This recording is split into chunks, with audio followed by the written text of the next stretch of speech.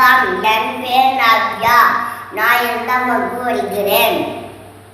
என் பள்ளியின் பேர் ஊராட்சி ஒன்றியம் நன்முலை வெளி ஆண்டவத்தில் மேற்கு.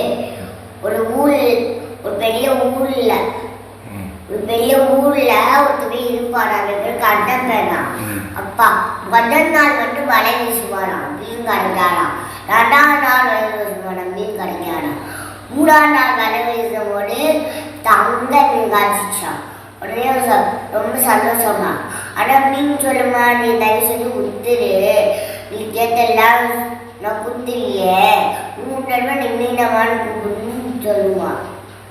அடுத்த நாள் அவன் மீனமா மீனமான்னு கூப்பிடுவானான். உடனே என்ன கண்ணப்பான்னு கேட்குமா மீன் கேட்டோனையும்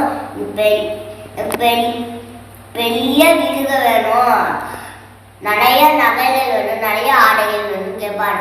அதே மாதிரி மீனை கொடுத்துருமா. கொடுத்தோனையும் கொஞ்ச நாள் கழிச்சு வருவானா, எனக்கு இந்த நடிகரை இந்த கரை பக்கத்தில் வேணும்னு சொல்லுவானா. உடனே மீன் கொடுத்துருமா. கொடுத்தோனையும் நாக்காளி பற்றி பேசிக்கிட்டுப்பாங்க 2 பேர். பேசினோனையும் பேசுவாங்களா, எனக்கு இந்த கரை பக்கத்தில் இருக்கிற பிடிக்கல, எவ்வளோ அழகா இருக்கும் அப்படின்னு பேசுவாங்களா. உடனே மீன் சாப்பிட்டுருவாங்க. பழைய நம்பிக்கை போயிடுன்னு சாப்பிட்டுமா. இது 2 என்ன செய்யுது? பேராசை பெருநஷ்டம். நன்றி, வணக்கம்.